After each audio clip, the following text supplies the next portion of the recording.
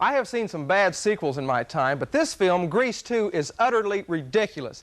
The movie is outrageously funny, though, because it's so bad. The script is stupid, the choreography is a letdown, the direction is idiotic, the music is sickening and very forgettable, and the lyrics are a joke. I'm telling you folks, Grease 2 is a real bow wow. The only points likable in the film are the actors, not just the two main stars, but the entire cast. Most are relative newcomers, and all are admirable and good in their roles. Grease 2 is set a couple of years after the first film. In 1961, the same faculty members, Eve Arden, Sid Caesar, and Dodie Goodman, are preparing for a new school year at Rydell High. Spending my vacation in the summer sun, getting lots of action, having lots of fun. Soaring like a bandit till the bubble burst. Suddenly it got to be September 1st. Whoa, with me. All summer long I was happy and free. Saved my soul. The board of education took away my parole. I gotta go back to school. Wow. Hey. Whoa, I gotta go back to school again. This year, a new student from England, played by Maxwell Caulfield, falls for the head of the Pink Ladies, portrayed by Michelle Pfeiffer, second from the left. Now, since she is a member of the Pink Ladies, she can only date guys in the T-Birds gang. Now, we know from the first these two will eventually get together. The question here is how? We find out Michelle wants a hard-driving motorcycle man. Caulfield, normally quiet and introverted, changes for her. Now, I realize films like Grease 2 are supposed to be lighthearted fluff and fun, targeted at the teenage audience. But even taking that into consideration does not change this picture one bit. On my rating scale, this film does not even rate a 1. Zip. There it goes. Grease 2 is an extremely low beep and no bop picture that really needs to have its oil changed and then taken to the scrap heap. I'm Dean O'Lally.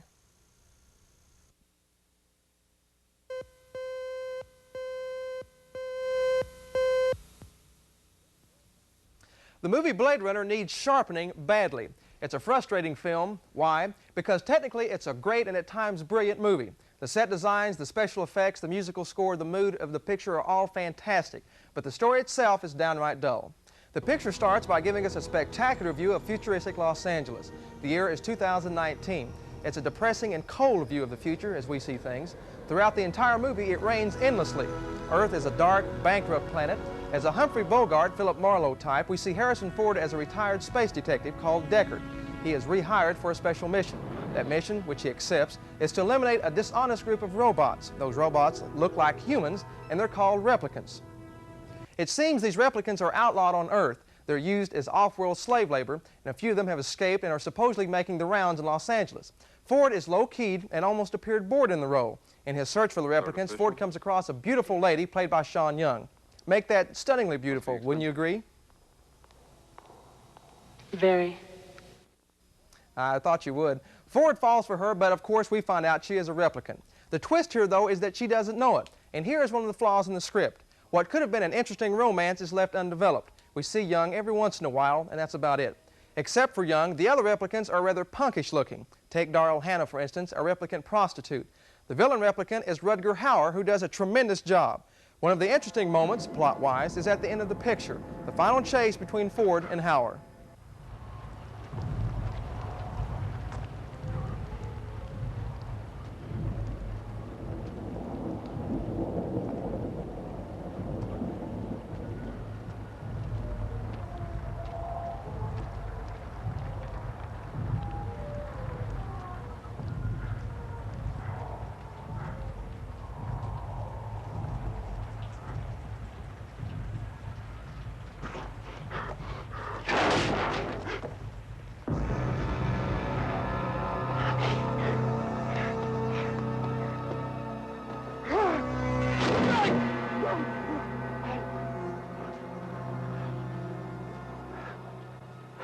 That'll knock the wind out of you. Ridley Scott, who directed Alien, does a fine job in the film. On my rating scale, I give Blade Runner a 7 because of the technical greatness of the picture. Visually dazzling, Blade Runner is somewhat of a disappointment, though. What could have been a sharp film is a picture whose edge is blunted by a very weak and feeble plot. I'm Dean O'Lally.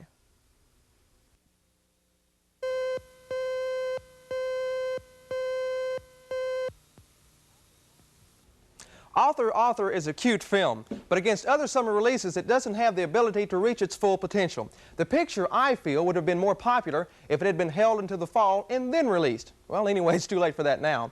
Al Pacino plays a New York playwright in this amiable but mixed-up tale. He's trying to get his first play in 2 years started in production. We see his professional ups and downs as the play moves through its various stages of rehearsals up to opening night. On the other side, we see Pacino's home life. It's different, to say the least. His wife, played by Tuesday Weld, and who has been married 3 previous times, leaves Pacino for another man. She also leaves him with the responsibility of taking care of the 5 children. One of the kids is the offspring of Pacino and Weld. The rest are from her other marriages. Before the domestic battle begins, we see the chaotic atmosphere as the family celebrates Pacino's birthday. Great, only I'm not 43. You're 43. I'm 42, Gloria. You were 42 last year. You're 43, Pop. 43, Pop. Last year we gave you 42 beach balls. One was for good luck. No. You look good for your age, dear. Don't you ever, ever, ever tell me I look good for my age again, Come Gloria. on. Okay. Happy birthday to you. Happy birthday to Gloria. you.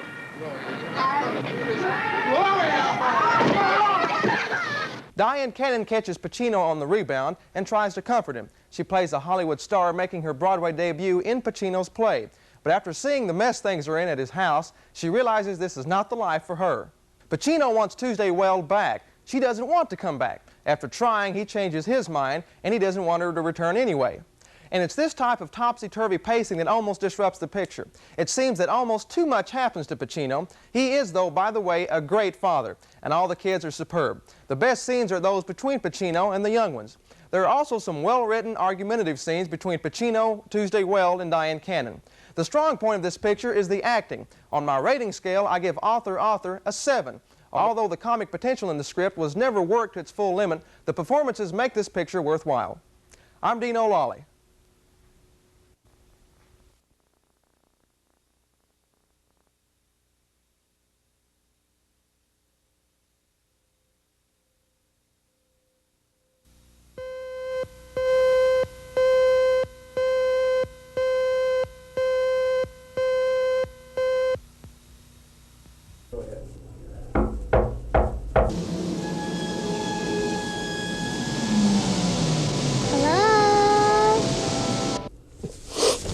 Yeah, is the movie over yet?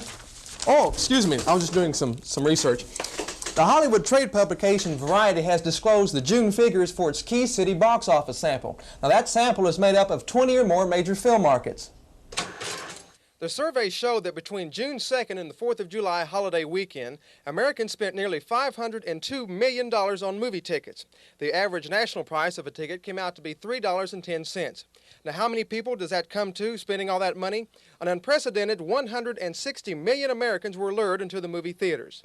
1/4 of the more than $500 million exchanged at the box office was paid to see 2 Steven Spielberg films.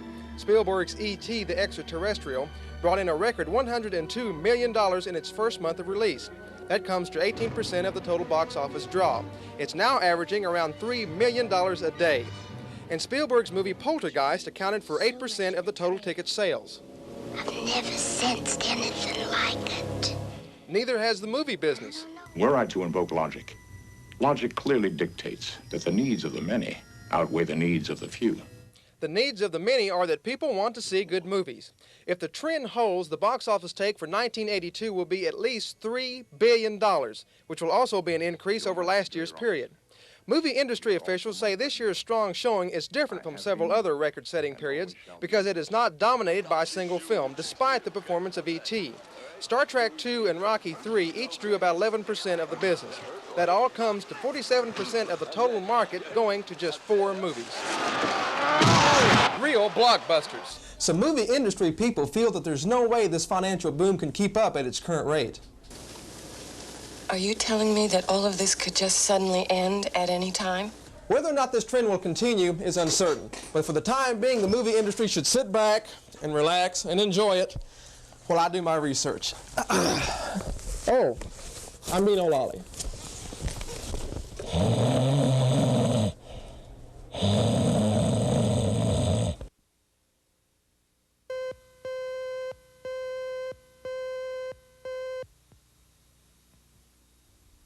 A Midsummer Night's Sex comedy is not as funny as some of Woody Allen's earlier films. Oh, this one contains some great one-liners. The mood of the picture is lighthearted, gentle, and pleasant.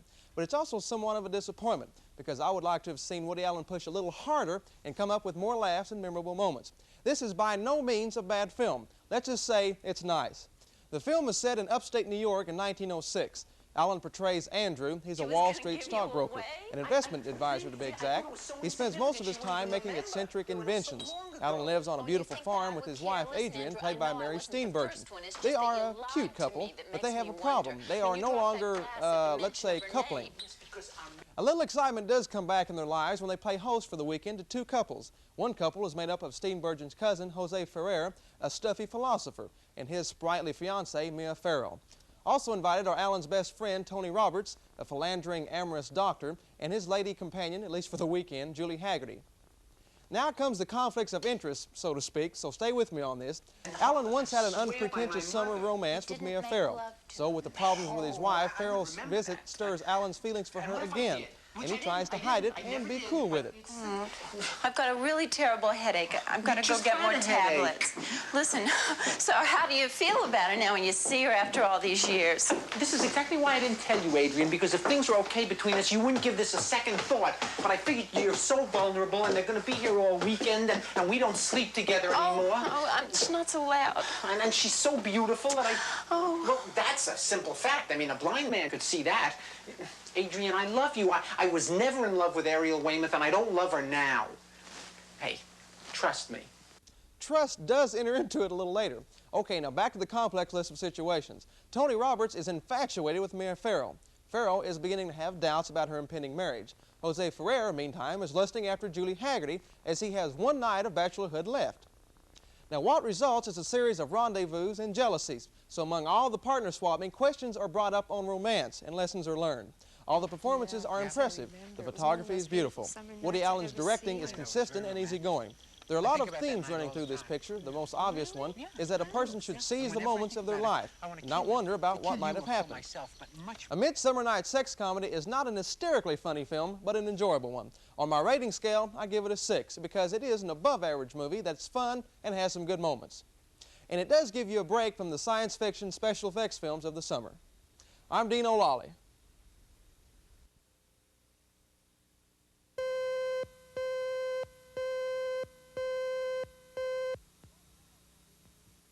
For quite a while now, we've heard the saying that machines and computers are taking over, and soon they'll run everything. Well, Walt Disney's latest film, Tron, is a futuristic science fiction fantasy that truly gives us an inside look at a computer takeover. Now, you expect to be visually dazzled, and you are. I've never seen anything like this film. It's different, daring, and contains visual delights to keep you in a trance. The special effects are superb, and they were created for the movie by, guess what, a computer. The name of the picture is Tron, but the real star is Flynn, played by Jeff Bridges, a video games designer. Bridges is an intelligent, likable guy. His ideas are ripped off by Ed Dillinger, played by David Warner. Warner is an evil and corrupt computer executive who has fallen prey to his own invention. That creation is an ambitious, power-seeking master control program. To prove that Warner is a crook and a thief, Bridges must get the proof that's stored in the computer memory. Bridges' friends, played by Bruce Boxleitner and Cindy Morgan, are working on a program called Tron. Now, it's supposed to hinder master control from taking over everything. Well, in trying to get that proof, computer technology becomes vicious, and master control transforms Bridges into a computer program and sucks him into the computer itself.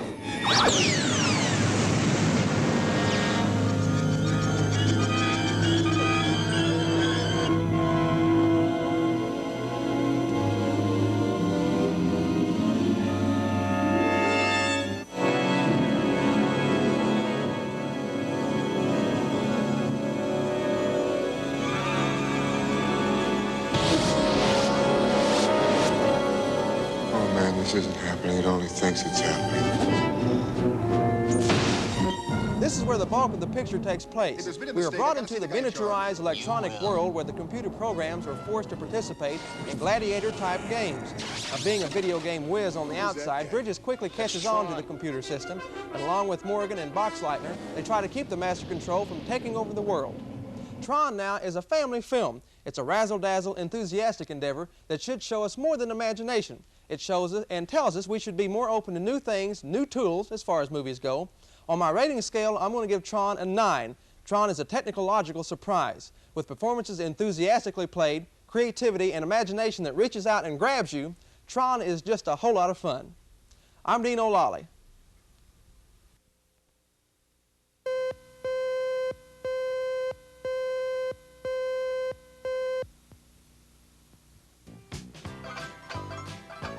Millions of people have seen the hit Broadway musical, and millions more will soon see the film. But few know that the best little whorehouse in Texas really did exist. And while it may be gone, it's not forgotten. The citizens of Grange, Texas are still talking about a gal, Miss Edna Milton, and her boarding house that served as a man's home away from home for some 80 years. It was known to its regulars as the Chicken Ranch, and was, by all accounts, the best-run body house in the state of Texas. You never had to be scared when you went there. It was a place you could be comfortable at. That's what older boys always went. They went there after the dances, and girls would snicker about it. We all know about it. It was nothing to be ashamed of. It was a way of life. I thought it was a pretty nice place, really, in all. Now, almost 10 years later, this is all that remains of Miss Edna's Chicken Ranch. This and the memories of what brought it to an end. Ernestine McKenzie, Miss Edna's housekeeper at the ranch. I told her that some newsmen was out here, out of Channel 13, Eyewitness News, out of Houston, Texas. She went to the car where they was, out there in front, and she talked to them. What she told them, I really don't know. But in about 5 minutes, she came back in the house. And when she came back in the house, she went back to her room. And then later on, she came back in there and she told us that we had to leave. When it was operating, we had a good, clean county. No crime, not many divorces. A lot of the merchants regret to see it close down because it was a good business project for the town of Grange. Some of the town parents got quite upset over the fact that it's going to be closed. And this was the ladies included.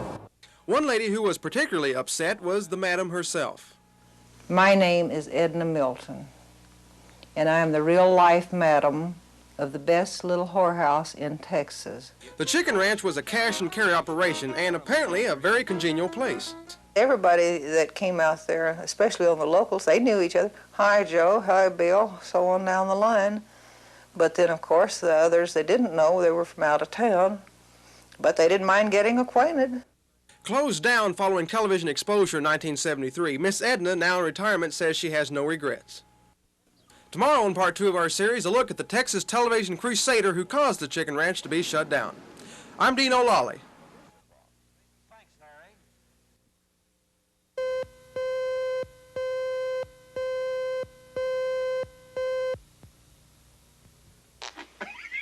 No matter which of the previous films they've made together, Burt Reynolds and Dom Deloise have delightful reputations for turning the serious business of movie making into personal mirth. My pieces on the late night news. Late.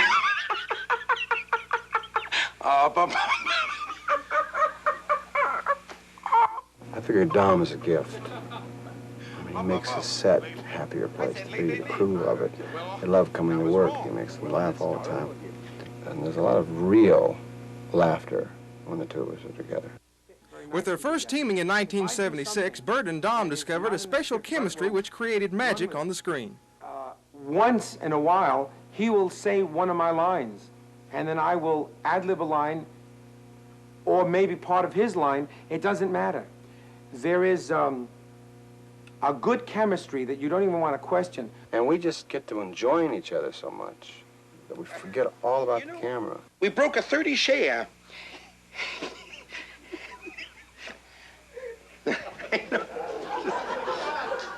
The thing that makes this a unique combination of people, Burt Reynolds and Dom DeLuise, is that Burt is a leading man, and that I am his comrade. And Burt Reynolds is convinced that comrades with chemistry are vital to a film's success. No, you can't buy that. I mean, you can spend all the money in the world on the two best actors in the world, and if you put them together and they don't have that kind of magic, the picture dies. The Best Little Whorehouse in Texas marks the 5th pairing of leading man Reynolds with comedian Deloise. Now, some of the scenes you saw earlier are called bloopers or outtakes. That's because scenes with mistakes in them are taken out of the film. And as a result, some of the funniest moments about making a movie are never seen by the public. The Best Little Whorehouse in Texas is a good example. And Melvin Thorpe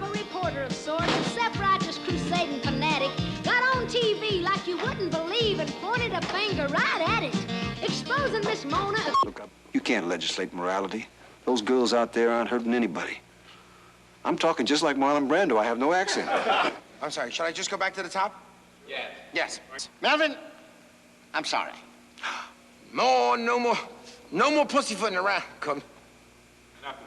Enough of this pussy.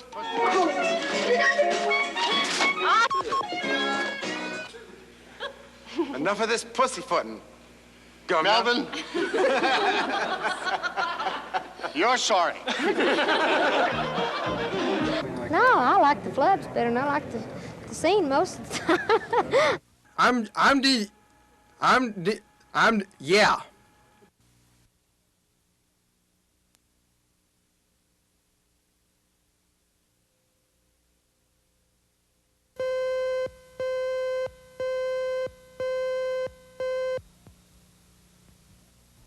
I walked away from this film with an overpowering feeling of disappointment. The best little whorehouse in Texas is all right, but I was expecting much more. One problem the picture has is that the two stars, Burt Reynolds and Dolly Parton, do not have enough scenes together.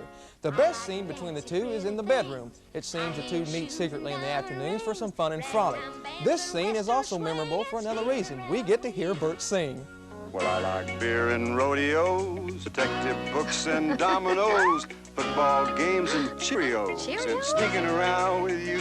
Sneaking around with you, going around that too, doing what lovers do, whenever they're sneaking around. I like lots of cash on hand. Burt's singing isn't all that bad, but that special chemistry between the two never really develops. Reynolds at times looks tired, other times he's splendid. Dolly achieves new highs and lows in her wardrobe. Now, her songs are very good, but she seemed to be trying too hard to fit into her role and some of her dresses as far as that goes. Now to the plot. For those of you unfamiliar with the stage play, The Best Little Whorehouse in Texas is about a famous legendary house of ill repute near Grange, Texas. Its nickname was the Chicken Ranch. Now, this ranch of sorts existed for more than half a century. It was a brothel where farmers, soldiers, football players, and presidents were known to have visited. But the ranch was shut down with the help of a television crusader from Houston. In the picture, Burt Reynolds portrays the town sheriff, Ed Earl Dodd. He's a nice guy, but professionally is in the wrong because he ignores the goings-on at the ranch, as does the entire town. And plus, the madam of the house, played by Dolly Parton, is his girlfriend. The TV consumer moralist, Melvin P. Thorpe, is portrayed by Dom DeLuise, a character who quickly gets on your nerves. Now, Thorpe will stop at nothing to get the ranch closed. Now, of course, Reynolds and Dom DeLuise lock horns, so DeLuise later takes his plea to the governor of Texas, played by Charles Durning. And he, in my opinion, almost steals the picture, especially with his song and dance number. I'm a poor boy, come to greatness. So it follows that I cannot tell a lie. What the hell did he say? Same as usual, not a damn thing.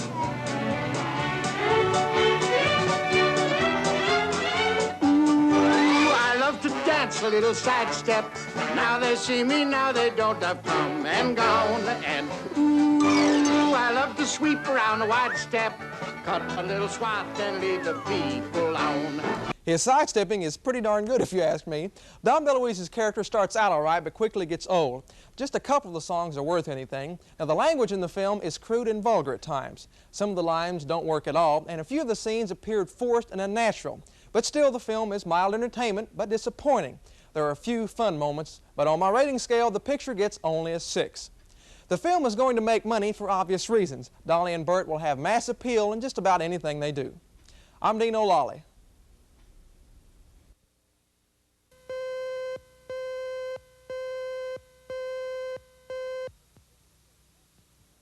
An Officer and a Gentleman is an excellent film. Now, up front, though, folks, the language is very rough, brutally honest, and might offend some people. Plus, a couple of scenes are sure to shock a few persons out there. The characters, though, are fully developed and defined. The situations are real. Richard Gere plays Zach Mail, a young man entering 13 weeks of agony and pain in the Naval Aviation Officer Candidate School. Gere's childhood was not a good one, to say the least. His mother committed suicide. His father is a freewheeling, heavy-drinking sailor. Gere is a loner, a characteristic that will cause problems in training. The man to watch in this movie is Lou Gossett, Jr. He puts in a great performance as the tough, hardcore drill sergeant. Gossett is at times simply mesmerizing to watch. His job is to weed out those who can't cut it in this intensive training session. Gere, meanwhile, becomes friends with Sid Worley, played very well by David Keith. In the movie, Keith is a young cadet from Oklahoma. On their first leave, Gere and Keith meet Debbie Winger and Lisa Blount. They're two local girls working at a paper mill. The two are tagged as the type of girls who will do anything to nab an officer and see the world. Gere and Winger make a fine screen couple, as does Keith and Blount. But both couples are headed for bad times. Every single actor in An Officer and a Gentleman does a superb job. Director Taylor Hackford, who also did The Idolmaker, does a wonderful job of regulating the action on and off the base, the social life and the military life. Here we see Gossett administering some heavy-duty physical and psychological training on Gere. Gossett wants his DOR, drop out on request. Hey, Neil, why don't we quit this little charade of yours over a couple of beers over PJs? Come on, man, you're about as close to being office material as me. Sir, this candidate believes it would make a good officer. No way, Mayo, no way. You don't give a shit about anybody but yourself. And every one of your classmates knows it. You think they trust you behind the controls of a plane that they'd have to fly in? Come on, man, I think you was the kind of guy that would zip off one day in my F-14 and sell it to the Cubans, right? No, sir. No, sir. I love my country. Sell it to the Air Force, Mayo. Sell it to the Air Force. Talk to me. Now, why would a slick little hustler like you want to sign up for this kind of abuse anyway? I want to fly jets, sir. My grandmama wants to fly jets. I wanted since I was a kid. We're not talking about flying here. We're talking about character. I've changed. I've changed since I've been here. Hell, you have. I've changed, sir. No, you just polished up your afro a little bit. You just shined it up. Now tell me what I want to hear. I want your DOR. No, sir. I want your DOR. I ain't gonna quit. Spell it. D-O-R. An Officer and a Gentleman is real. It's funny and it's sad. The film script hits right on target, though. On my rating scale, it's going to rank a 9. The movie's pacing is perfect, not too fast and not too slow. An Officer and a Gentleman is a winner and a champion. I'm Dean O'Lally.